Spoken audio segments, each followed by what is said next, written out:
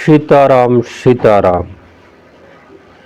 यह कौतूहल जानई सोई, यह कौतूहल जानई सोई, जा पर कृपा राम के होई, जा पर कृपा राम के होई। शिव जी कहते, हे पार्वती, लक्ष्मण जी का शक्ति बाण लग गई, तो इसके विषय में, इस लीला के विषय में जिस व्यक्ति के ऊपर राम की कृपा होगा वही इस लीला को समझ पाएगा, नहीं तो मुंह में भ्रम में पड़ जाएगा। तपस्वी महेश कुमार इस कथा को सरल भाषा में आपको समझाएगा। अंत तक हमारे वीडियो को श्रवण करें। लक्ष्मण जी का शक्ति बाण लग गई, लेकिन रामचंद्र जी यहाँ मोह में पड़ जाते हैं। लेकिन इसी राम कथा में रामचंद्र जी गौतम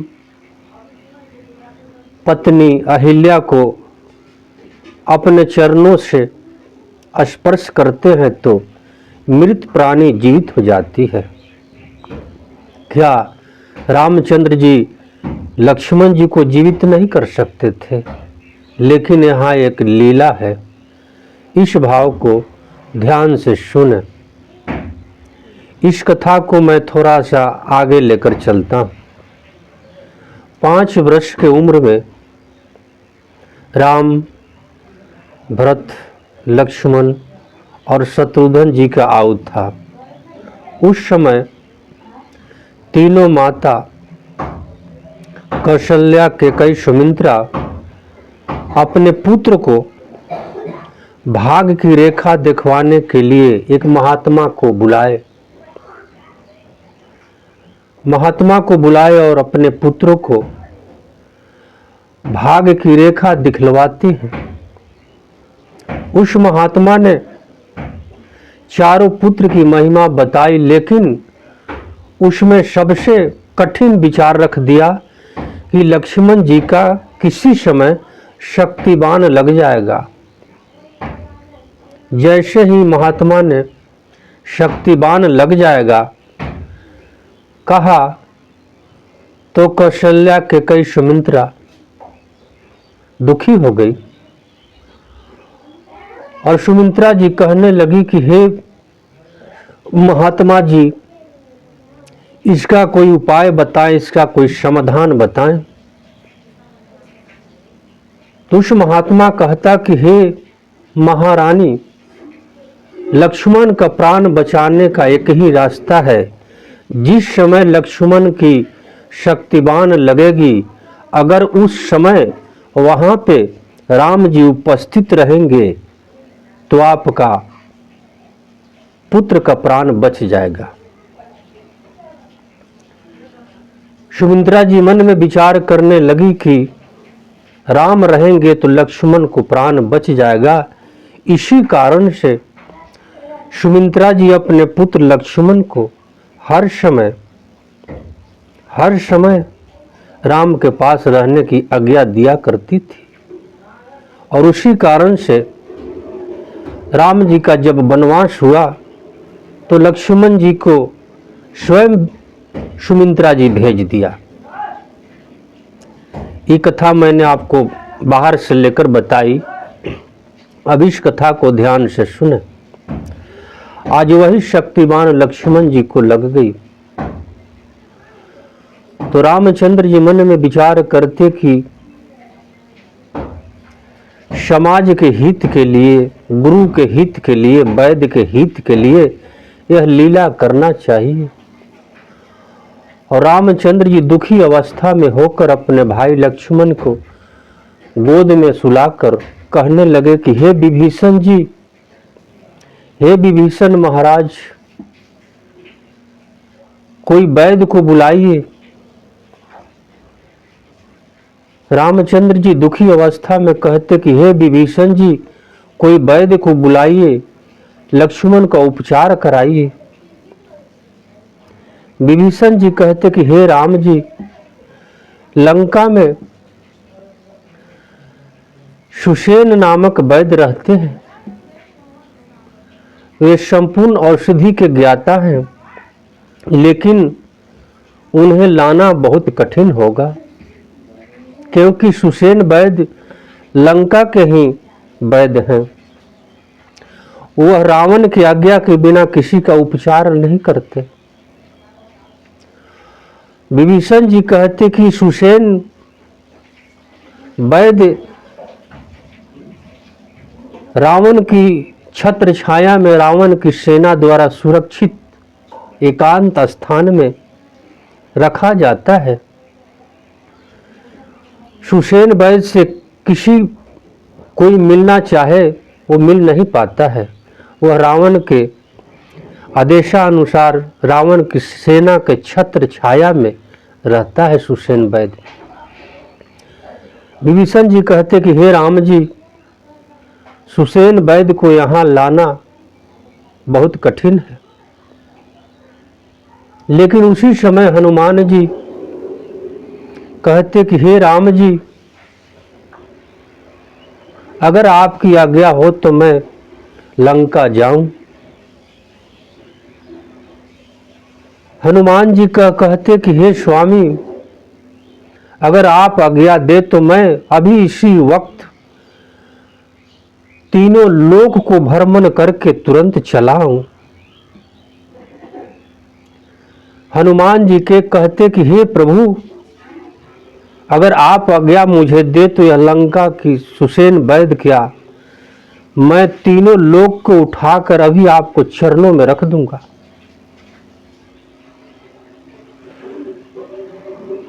हनुमान जी इस प्रकार शक्ति वाली बात कहते हैं राम जी से, तो रामचंद्र जी दुखी अवस्था में कहते कि हे हनुमान, जाओ, लेकिन शत्रु से बचकर जाना, शत्रु से बचकर जाना।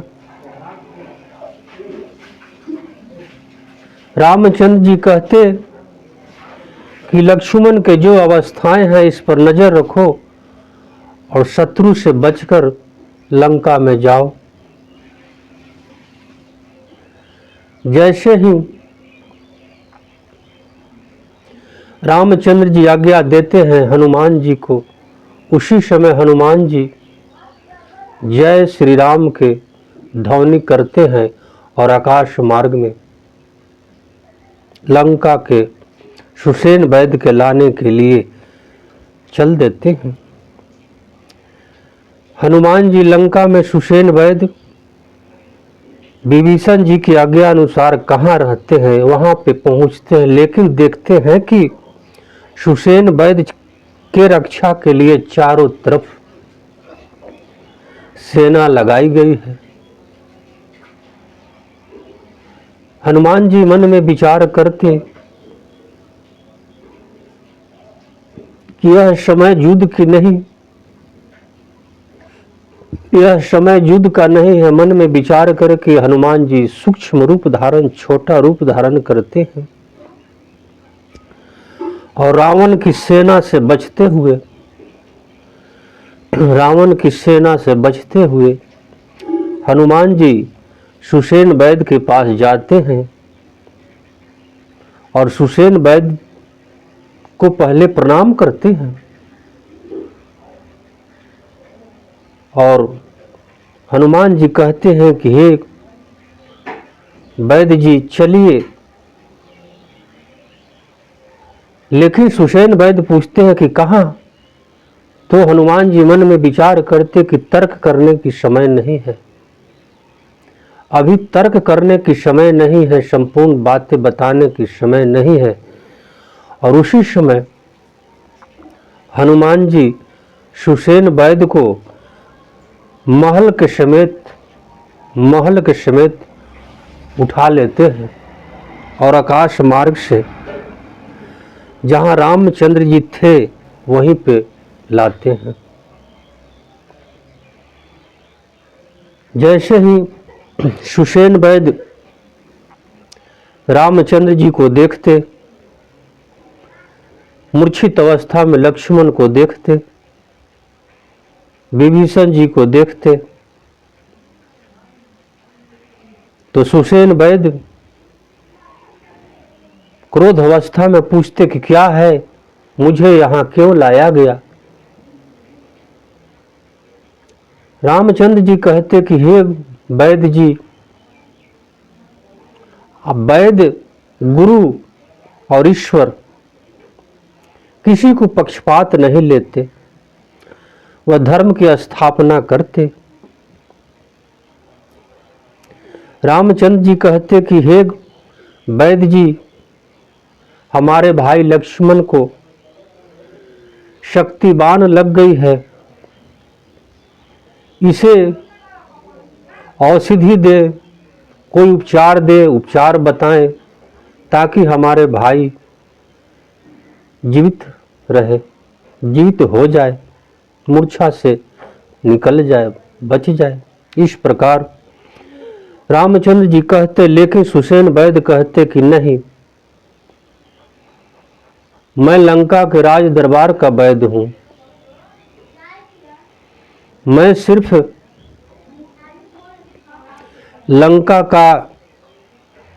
लंका निवासी का ही उपचार करता हूं, मैं राज दरबार का वैद्य हूं।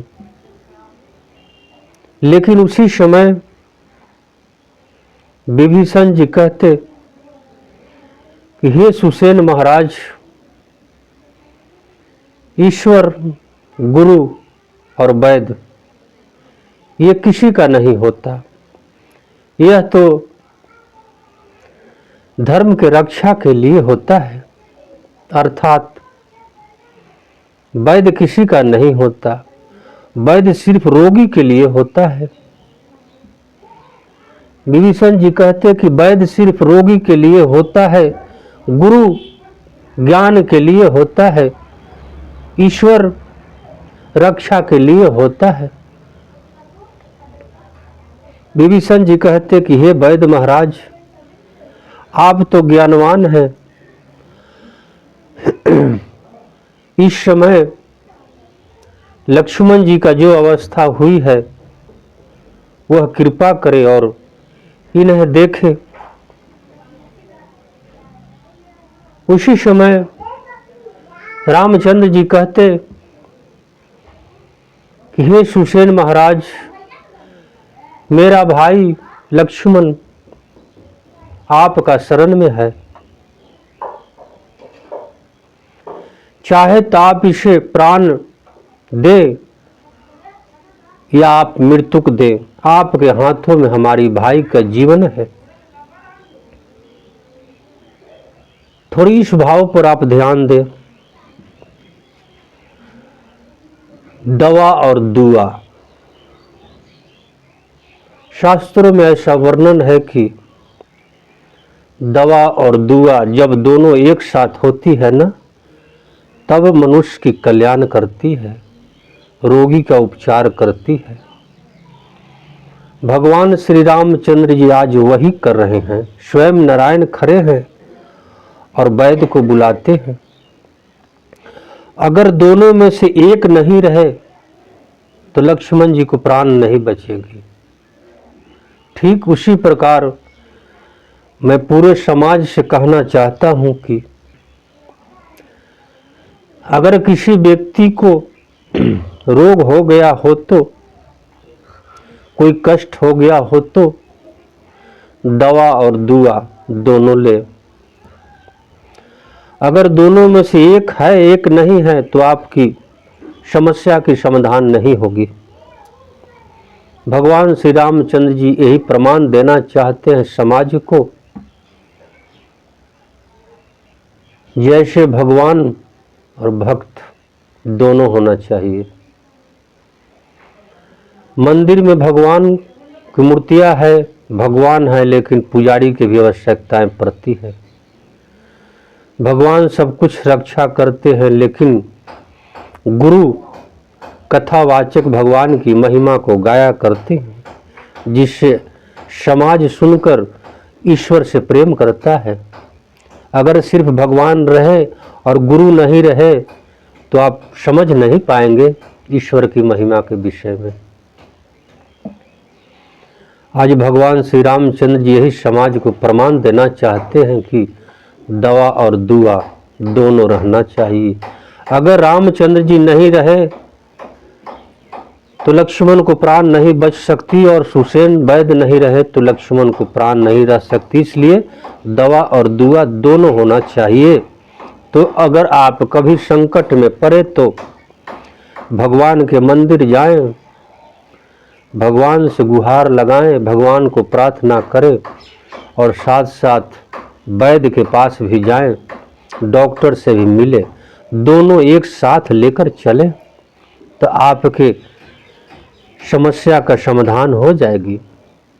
अगर इसके बावजूद नहीं हो तो समझ लीजिए कि मेरा अब अंतिम समय आ गया। श्री रामचंद्र जी अपने भाई को स्वयं दुआ करते हैं। नारायण, आज नारायण अपने मुख से दुआ करते हैं कि हमारा भाई आपके चरणों में है। जैसे ही श्री रामचंद्र जी कहते, दुआ जब ईश्वर के करुणा लग जाती है, कृपा लग जाती है, तब वैद्य की जो औषधियाँ है काम करती है। उसी समय सुसेन वैद्य अपने राज दरबार की बातें भूल जाते हैं। सुसेन वैद्य धर्म की बातें समझ लेते हैं कि वैद्य का क्या कर्म है। सुसेन वैद्य अपने जीवन की वास्तविक बातें समझ लेते हैं कि वैद्य का क्या कर्म होता है, रोगी का उपचार करना। रोगी शत्रु हो या हित हो, उससे कोई ताल्लुकात नहीं। रोगी है, रोगी है, रोगी को उपचार करना वैद्य का धर्म है। सुसेन वैद्य भगवान की जब आवाज सुनते हैं कि आपके चरणों में, उसी समय सुसेन वैद्य करुणामय हो जाते हैं और लक्ष्मण जी को नाड़ी संशोधन करते हैं। सुसेन वैद्य अपने नेक कानों के द्वारा लक्ष्मण जी के हृदय को चेक करते, अपने कान से लक्ष्मण जी का वक्ष स्थल रखकर उनके और हृदय गति को देखते हैं। और सुसेन वैद्य कहते कि लक्ष्मण अभी जीवित है,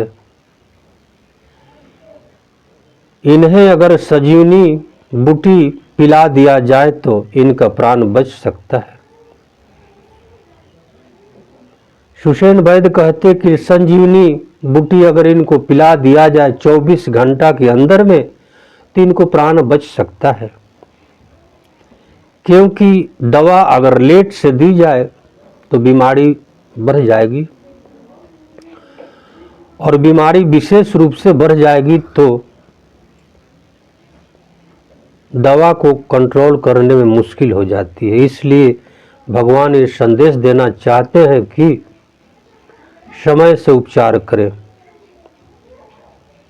अगर विलंब हो जाए, शरीर से अगर प्राण निकल गई तो प्राण नहीं लौटती। इसलिए शरीर में प्राण है तो उपचार कर ले, अगर निकल जाएगी तो उपचार की कोई जरूरत। इसलिए शरीर में जब तक प्राण है पहले से उपचार करता रहे, भगवान की कथा को सुनते रहे, दवा करते रहे। दवा और दुआ। सुसेन वैद्य कहते कि संजीवनी लाया जाए अगर 24 घंटा के अंदर में सूर्योदय से पहले तो लक्ष्मण को प्राण बच सकती है। रामचंद्र जी कहते कि हे गुरुदेव, वह संजीवनी कहाँ मिलेगी? सुसेन वैद्य कहते कि हिमालय पर्वत पे वह जड़ी बूटी भगवान के प्रेरणा से है, अगर कोई ला सके तो लाए, लक्ष्मण को प्राण बच सकती है। जैसे ही सुसेन वैद्य कहते, रामचंद्र जी हनुमान जी की तरफ दृष्टि डालते और हनुमान जी उसी समय कहते कि हे राम जी, अगर आपकी आज्ञा हो तो मैं तीनों लोक में भ्रमण करके अभी आ जाऊं। हिमालय मेरे लिए कौन सी बड़ी बात है। रामचंद्र जी कहते कि हे हनुमान सावधानी पूर्वक जाना और संजीवनी बूटी लेकर जल्द ही लौटना। उसी समय हनुमान जी जाने को तैयारी होते हैं, लेकिन सुसेन वैद्य समझाते हैं कि हनुमान वहां जाना तो वह संजीवनी देवता के अधीन में रहती है। देवता को गुहार लगाना, देवताओं को प्रार्थना करना, तब वह तुम्हें दिखाई देगा, नहीं तो वह संजीवनी अदृश्य हो जाएगी। वह संजीवनी अदृश्य हो जाएगी। इसलिए देवता को गुहार लगाना चाहिए कि हे प्रभु, मैं संकट में हूँ, आप मुझे रक्षा करें। भगवान को ध्यान करें, तब आपका कार्य समझ में आएगा, देख पाएंगे। तपस्वी महेश कुमार इस कथा को आपको श्रद्धा के साथ सुनाया। हमारे वीडियो को बार बार सुने, अच्छा लगे तो लाइक सब्सक्राइब करते रहे। मैं अगले में आपका इससे आगे की कथा की महिमा आपको बताऊंगा। सीताराम सीताराम सीताराम।